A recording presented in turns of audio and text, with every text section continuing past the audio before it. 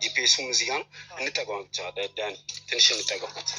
መኪና ውስጥም ሰው ራይድ ምናምን ነው እንበለሽ። ራይድ ምናምን ፈልገን እንምሳ።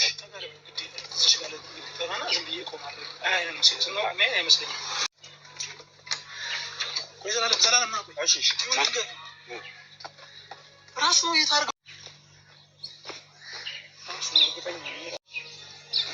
አባቴ እንዴት ነው? ሰላም ሁሉ ሰላም አለን።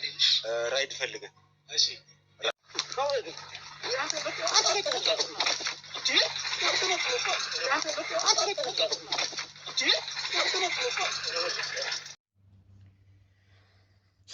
ሰላም ጤና ይስጥልኝ። ውድና የተከበራችሁ ውድ ሆናችሁ የኔ ቤተሰቦች እንዴት ናችሁ? ሰላም ናችሁ? ሰላማችሁ በያላችሁበት ያምዳችሁ። ሰላም እና ፍቅር እየተመኘሁላችሁ ዛሬ የመጣሁበት አንድ ነገር አለ። በዘላለም እንግዲህ በልዑል ቤተሰቦች ልዑል በማያውቀው ማነው ዘላለም በማያውቀው ነገር ዛሬ በጣም ከምላችሁ በላይ እኔ ስሰማው ያስደነገጠኝ ነገር ዘላለም እንዴት አምኖሽ ብሎ ሄደ። ብቻ አላቅም። በትንሹን ቪዲዮን አሳያችኋለሁ። ትንሽ ከባድ ነው። ልዑል በአንድ በኩል ሌላ ነገር ይዞበት መጥቶ አይታችኋል። እንትና ሚኪ ማለት ነው። በጣም እሱ ያልጠበቀው ነገር። እነዚህኞቹ ደግሞ በአንድ በኩል ትናንት ዕለት ከትናንት ወዲያ ከ3 ቀን በፊትም እንደዚሁ ዘላለም እና ቴዲ ማለቴ ነው ሁለታቸው ስለ እሱ ወንድም ተብሎ ተጠቁመው የሄዱበት ቤት እንግዲህ ምን እንደገጠማቸው አይታችኋል። በትንሹ እኔም አሳይቻችኋለሁ። ዋናውን ደግሞ ገብታችሁ በእነሱ ቻናል ማየት ትችላላችሁ። ሞር ደግሞ በጣም የዛሬው ደግሞ ዘላለምን ያለምንም እንትን ለማንም ሰው ሳትናገር ብቻህናና የልዑል አባት ያለበትን ሁኔታ ብቻህን አይና ከዛ በኋላ የሚሆነውን አንተ እንደሚሆን ታደርግልናለህ። ልዑል እንዳያውቅበት የፈለግነው ምክንያት አንድ ምክንያት አለን። አባታችን በምን አይነት ሁኔታ እንዳለ መጀመሪያ አንተናና እየው ልዑል ከሚያይ ልዑል ከሚሰማ ብለው እንግዲህ ዘላለምም እውነት መስሎት ይሄ ጉዳይ ተነስቶ መጀመሪያ በስልክ ነበር የነገሩኝ አለ።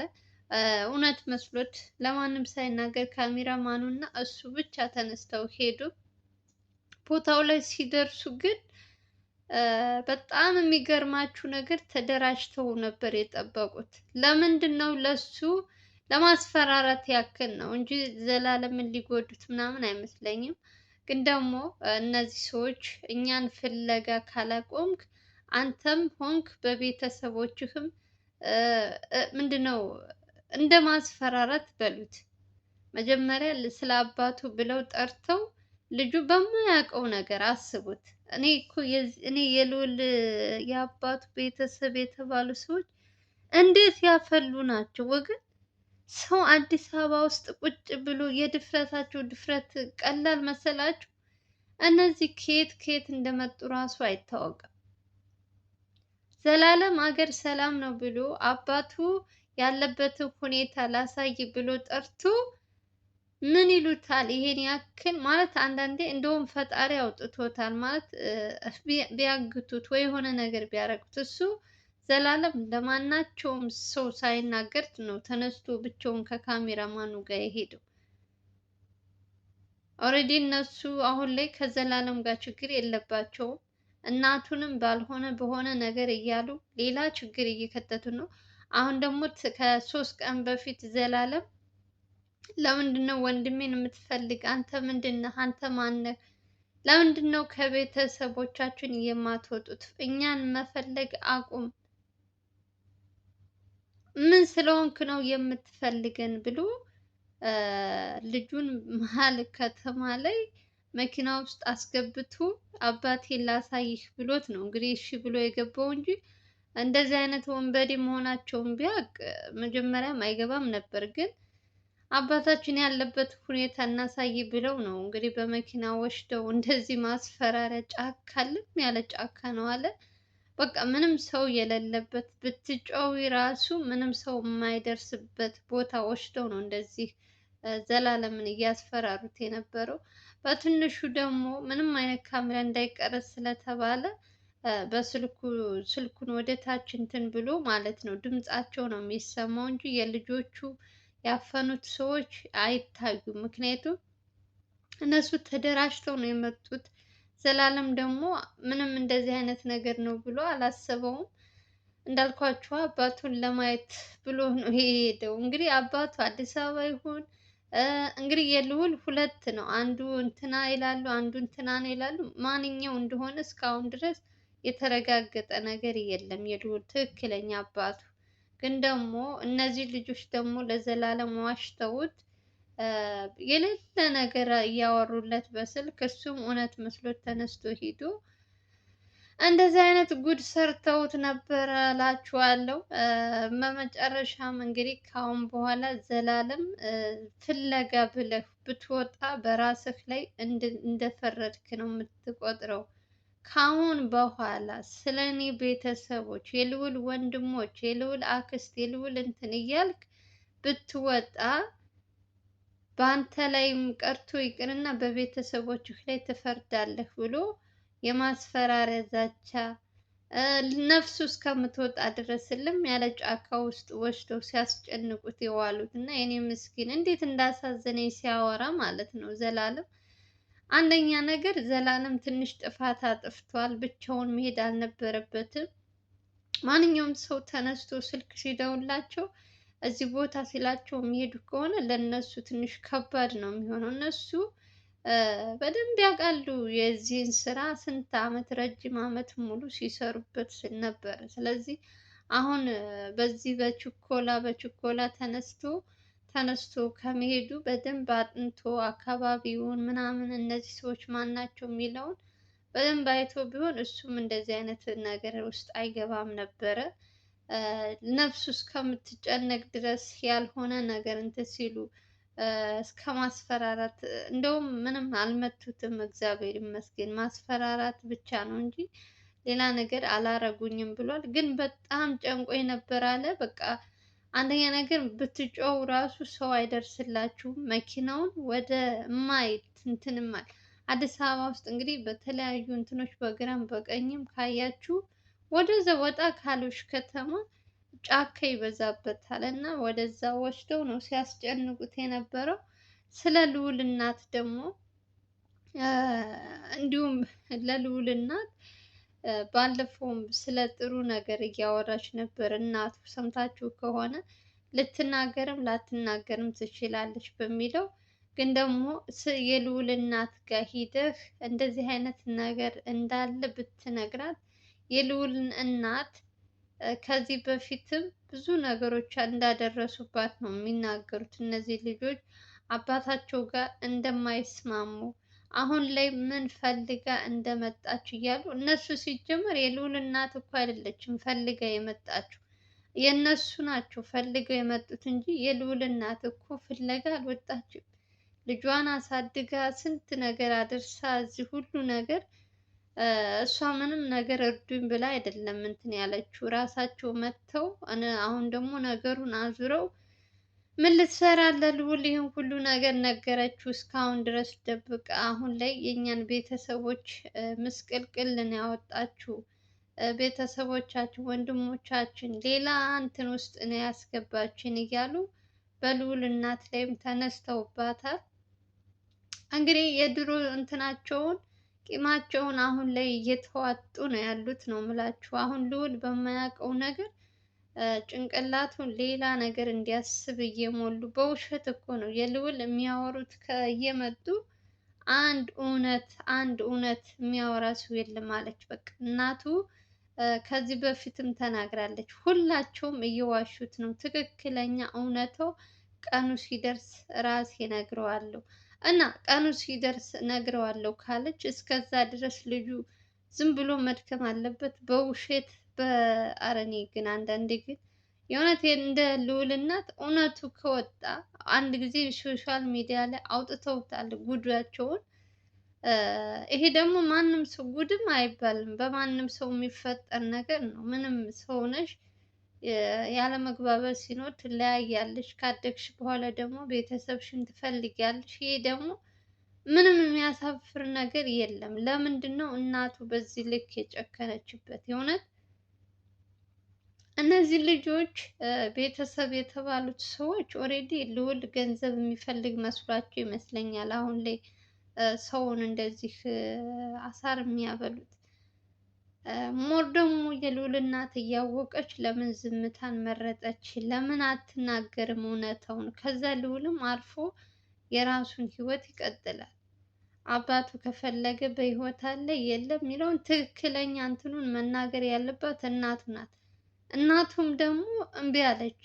እነዚህ ሰዎች ደግሞ ይሄ ነገር እንዲቆምላቸው ነው የሚፈልጉት። ዘላለምን ዛሬ ሲያስጨንቁት የዋሉት ፍለጋው መቆም አለበት። ልዑልም ቢሆን እንዲያቆም እንዲነግረው እሺ ይላል። እሺ ዘላለም እሺ ሊል ይችላል። ልዑል ግን ስለዚህ ነገር መጥተው ራሳቸው አንኳኩተው በሩን መጥተው እንደዚህ አይነት ነገር ከንትን ካሉ በኋላ አሁን ላይ አባትህን መፈለግ አቁም ቢባል እሱ እሺ ይላል።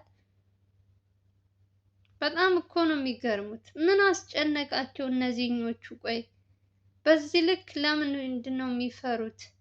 ዘላለም ስለፈለገ የእነሱ ህይወት ምንድን ነው የሚሆነው? በጣም ግራ እኮ ነው የሚያጋባችሁ። አንዳንዴ እግዚአብሔር ነው ብላችሁ ዝም ብላችሁ ካያችሁ በጣም የተደበቀ ትልቅ ነገርም አላቸው እነዚህ ሰዎች። በተለይ በአባቱ የሚመጡ ወገኖች በጣም ብዙ ገመናቸው ብዙ ይመስለኛል። ሰው ፍለጋ ስለወጣ ለምን ወጣ ለምን እኛን ታሳድዳላችሁ ብለው ሰውን በዚህ ልክ እንትን ማለት፣ አረ እነዚህ ትክክል አይመስሉኝም የእውነት። እና ጀግናችንም እንግዲህ ዘላለም በጭንቀት ሲያስጨንቁት እንግዲህ ካሁን በኋላ አናቆማለን ምናምን ብሎ እንግዲህ እንዲለቁት እዛ ቦታ እስከሚወጣ ድረስ ብቻ እሺ እሺ ብሎ እንግዲህ በሰላም ከነዚያ ሰዎቹ ጋር ወጥተዋል። እና በጣም ዘላለም ዛሬ እንደሚለው ከሆነ ስልክ ተደውሎላችሁ እዚህ ነው ሲባል ዝም ብሎ የሚሄድ ከሆነ እንደውም ዘላለም በጣም ጥንቁቅ ነው። በጣም ነው የሚጠነቀቀው። ዛሬ ግን እንደው እኔ አላውቅም፣ አንዳንዴ ሲያገጣጥማችሁ እንደዚህ አይነት ነገሮች ይከሰታሉ እንጂ በሱ በኩል በጣም ጥንቁቅ ነው። በጣም ነው እንትን የሚለው። ዛሬ ግን በልዑል ጉዳይ ላይ ሲሯሯጥ ነገሮችን ሁሉ እሱን ለማስተካከል ዘላለም ማነው ልዑል ሳያውቅ እኔ ተሯሩጬ ነገሮችን እንትን ልበል ብለው እንግዲህ ለልዑል ሳያማክሩ ሁሉን ነገር እንትን በሚሉ ግን ደግሞ ለነሱ ትንሽ ከባድ ነገር ሆኖበት ነበር። ግን እግዚአብሔር ይመስገን ምንም ሳይጎዳ ምንም ሳይሆን እዛ መውጣቱ ራሱ ትልቅ ነገር ነው። አንደኛ የእሱ ጥፋት ምንድን ነው? እሺ ብሎ በእነሱ መኪና መሄዱ ይመስለኛል ትንሽ እንትን ያስጨነቀው ነገር። ግን ደግሞ ማመስገን ነው። ምንም ማለት አንዳንዴ ሌላ ነገር ሌላ ቦታ ቢወስዱት እሺ ብሎ ኦልሬዲ ገብቶላቸዋል በእነሱ መኪና። ስለዚህ ችግር ነው። አላቅም እኔ ሲያወራ ራሱ እንዴት እንደደነገጥኩኝ እንዳትጠይቁኝ። እውነት ዛሬ ጉድ ሁኜላችሁ ነበር ሲል ገና ሲያወራ ነው እኔ በጣም እንትን ያልኩትና አንዳንዴ እንደዚህ ያጋጥማል። ግን እግዚአብሔር ይጠብቃቸው። የልዑል እናትን መጠበቅ ካሁን በኋላ የዘላለም እንትን ሆኗል፣ ስራ ሆኗል። ቤታቸውን ምናቸው ስለሚያውቁ ከቻሉ ቤቱን ራሱ የልዑል እናት ተቀይሮላት በማያውቁት ቢሄዱ አሪፍ ነው።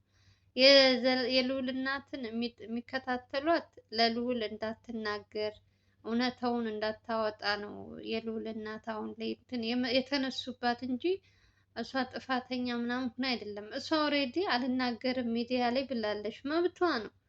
በፈለገችው ሰዓት ልጇን አናግራ ልጇን መግባባት የሚችሉበት እንትን አላቸው። ስለዚህ እናት ናት፣ እንደፈለገች መሆን ትችላለች። እነሱ ስላዘዟት አይደለም። ልጁ ደግሞ አሁን እውነቱ ማወቅ ከፈለገ እውነቱ ማወቅ መብት አለው። ስለዚህ አባቱ ማን እንደሆነ ትክክለኛ እሷ መናገር አለባት። ግን ደግሞ በማስጨነቅ በጉልበት ምናምን አይደለም። በቀስ ብለው ከራሳቸው ወደ ራሳቸው ተመልሰው ሰብሰብ ብለው ሁሉም ነገር ሚዲያ ላይ ባያወጡትም ችግር የለም። እዛው በውስጥ ራሳቸው መጨረስ ይችላሉ። እንግዲህ ፈጣሪ ይጠብቃት እናቱንም ሁላቸውንም። የእውነት አሁን ላይ ያሉበት እንትን እንግዲህ ዘላለምም እንደዚህ አይነት ሁኔታ ውስጥ ሆኖ አላቅም። በጣም ከባድ ነው። አይታችሁታል ብዬ አስባለሁ። እንግዲህ በሚኪም የሰማው ነገር አለ መጥቶ እንግዲህ የሰማውን ነገር ሙሉ በሙሉ ለልዑል ሲነግረው ልዑል ምን አይነት እንትን እንዳለ አንዳንድ ጊዜ ያለ መንገርም ትችላላችሁ፣ ግን ደግሞ ያ ኦልሬዲ ይደርስበታል ይሰማዋል በሚለው እነሱ ደግሞ ምንም ነገር እንትን ሲል ሚዲያ ላይ ስለ ቪዲዮ ስለሚጫን ኦልሬዲ እነሱ ባይነግሩትም ቪዲዮውን ማየቱ ስለማይቀር መናገር ስላለበት ደግሞ እሱ መጥቶ እንግዲህ ነግሮታል ስላለው ሁኔታ። እንግዲህ እኔ አላቅም የእውነት እንደኔ ጭንቅ ያላችሁ ማናችሁ? ግን በዚህ ጉዳይ ላይ በልዑል አባት ብሎ ከመጣ ቀን ጀምሮ ስንት ነገር ተበላሸ። እኛ ስንት አላማ አሁን ጾም ሲፈታ ልዑል ሊያገባ ነው እያልን እልል ስንል እነሱ ደግሞ የሌለ እንትን አምጥተው የሰው ደስታ አበላሹ። የእውነት የእናቱን ደስታ እናቱ ስንት ቀን ስትጠብቁ የነበረው ሁሉ ነገር ተበላሸባቸው። መቼ ነው ይሄ ነገር ማብቂያው? አላውቅም። የእውነት ከባድ ነው። ለማንኛውም እንግዲህ በዘላለም ጉዳይ የሰማሁት ይሄ ነው። አዲስ ነገር ሲኖር በሌላ ቪዲዮ እመጣላችኋለሁ። ቪዲዮን ላይክ፣ ሼር እያደረጋችሁ አዲስ ከሆናችሁ ሰብስክራይብ አድርጉ። በሌላ ቪዲዮ እንገናኛለን። ሀገራችን ኢትዮጵያን ሰላም ፍቅር ያምጣልን። እንግዲህ ዘላለም ዛሬ ብቻውን ሂዶ የገጠመው ምንድን ነው የሚለውን በትንሹ አሰማችኋለሁ፣ አሳያችኋለሁ። ቪዲዮን ስትጀምሩ ላይክ አድርጉ። በተረፈ ከልብ ነው የማመሰግናችሁ። ሰላማችሁ ብዙ ይበልልኝ። ባይ ባይ።